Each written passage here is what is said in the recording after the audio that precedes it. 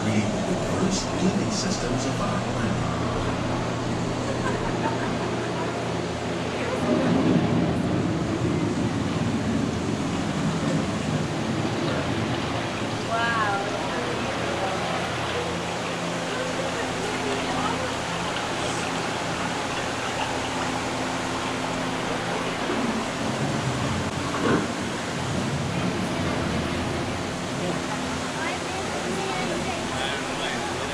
One of those living systems is the rainforest, home to the most amazing concentration of life on our planet. These dense and beautiful forests cover only a tiny portion of the Earth's surface, but they contain more than half of its plant and animal species. Rainforests are also extremely rich and productive living systems, providing us with oxygen, food, medicines, and other elements essential to our lives.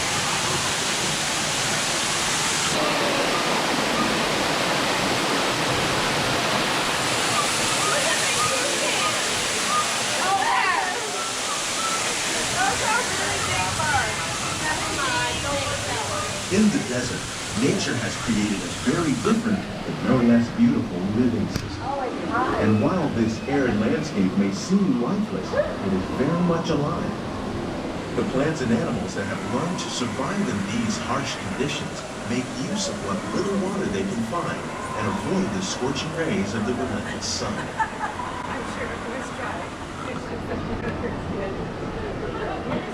The American prairie once appeared as desolate as the desert, but over time, rainwater and nutrients gradually penetrated the hard surface of this land. Even the hooves of the mighty buffalo helped create the rich soil that one day become home to the American farm. Hey! Hey! What's the name? It's a big boy. What's the name? Oh, look at the chicken! We're in the south. Oh, yeah. Have you seen this one? I know the chicken. I don't know who these young. Of all the forces at work on the land, humans have had one of the most profound effects. The need to produce food for a growing world led to the enormous use and sometimes overuse of the land. In our search for more efficient ways to grow food, we often fail to realize the impact of our methods.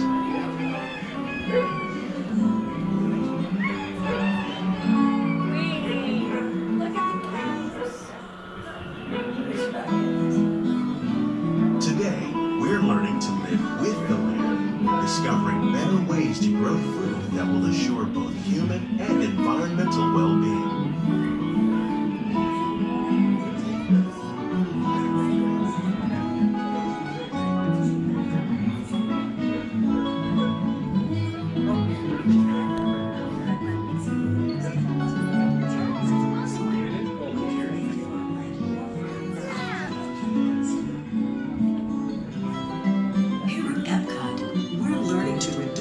For chemical pesticides by breeding and using natural predators like ladybugs and wasps to control pests. In the farmlands across America, we're learning that by plowing under vegetation containing natural fertilizers, we can enrich the soil without the use of chemicals. In arid regions, we're learning to produce food on desert seacoasts by developing and planting crops that thrive on saltwater. In Japan, we're learning that by mixing leaves and other living materials into our soil, we can make farmland more fertile without chemicals. How will we meet tomorrow's growing needs for food production, yet still respect the needs of the land? Some of the answers are being discovered just ahead. To help us maintain these carefully controlled ecosystems, and for your safety, please remain seated in your boat at all times.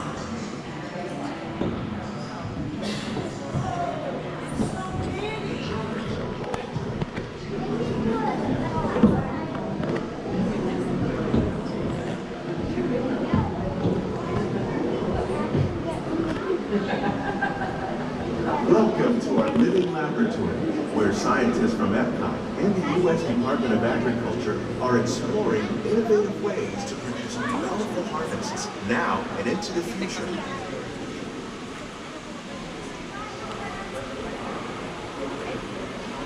The tropics are home to the greatest diversity of plants on the planet. Many of these, like papaya, bananas, cacao, coffee, and rice, are well known around the world. These are just a few of the edible plants that have been an important source of nutrition for people living in the tropics and waterways. All parts of this plant, even the flower petals, are edible.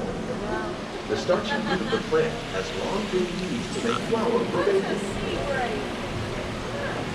Lesser known tropical plants may be as important as the bananas growing on both sides of the road. More than 28 million tons of bananas are eaten annually, making it the most popular fruit in the world. Fluted pumpkin.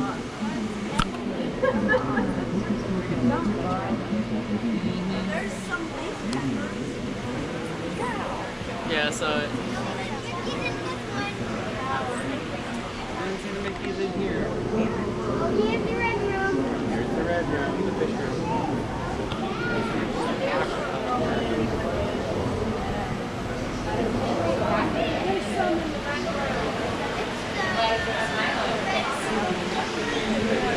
When you mention farming, you probably don't think of fish. But fish farming, or aquaculture, accounts for nearly half of all the seafood consumed globally. Tilapia, bass, and catfish, like the ones you see here, are three of the more popular crops raised by fish farming. The sustainable system we're using here recycles the water in its tanks. As a result, we're able to save millions of gallons each year. Our small fish farm produces nearly 5,000 Big gallons. Mickey, here you go. Innovations like this one can play an important role in our efforts to use valuable harvests and still protect the natural resources.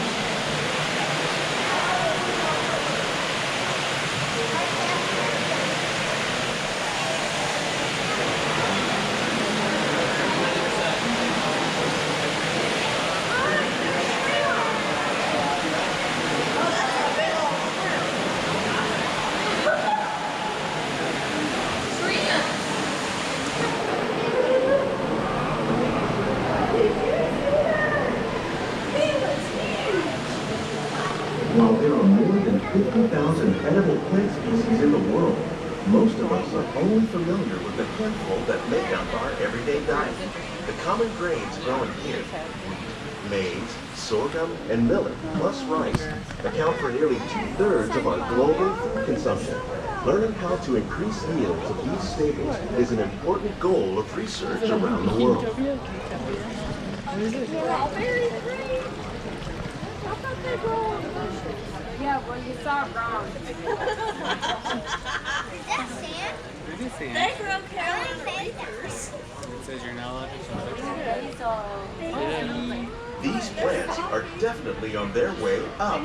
Innovative growing techniques like these increase yields while more efficiently using resources like water, fertilizer, and pesticides. Another innovation at work here is our integrated pest management program. By populating our greenhouses with beneficial insects that prey on harmful pests like aphids and flies, we are significantly reducing our reliance on conventional pesticides. We're growing these crops using our nutrient film system. This technique precisely controls and recycles water and nutrients. With it, we can produce over 27,000 heads of lettuce a year in this one small area.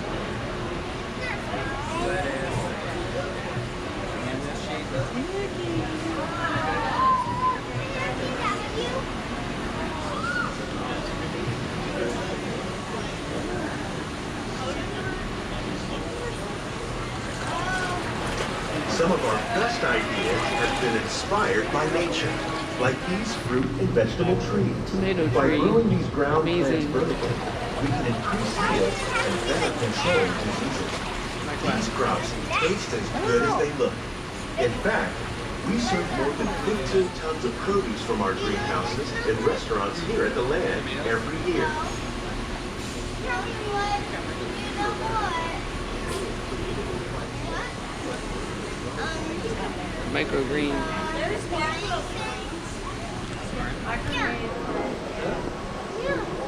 Oh yeah, and that one thing I think we should.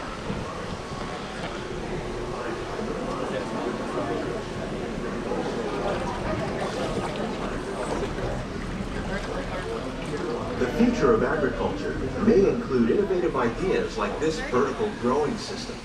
Plants grown in this way use a fraction of the space required by traditional growing methods. That saves water and increases production. The aquaponics system on your left combines hydroponics with aquaculture. The fish provide a natural source of fertilizer for the plants, and the plants help keep the water clean for the fish. It's another great way to produce more while using less. In our lab, Epcot scientists are working with the U.S. Department of Agriculture on a number of innovative projects. The goal of these efforts is to produce higher yielding and better quality plants. Kind of green.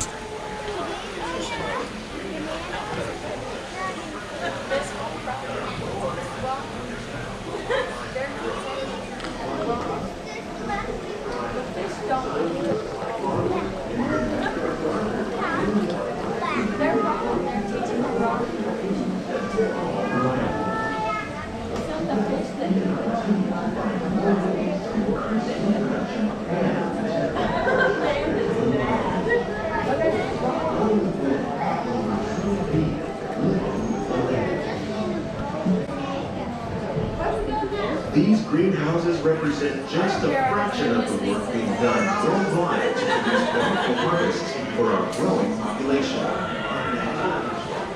Scientists, farmers, and even backyard gardeners are doing their part to improve the quantity and quality of foods that we all rely upon. Together, we can continue to find more ways to increase food production and protect our precious natural environment. Only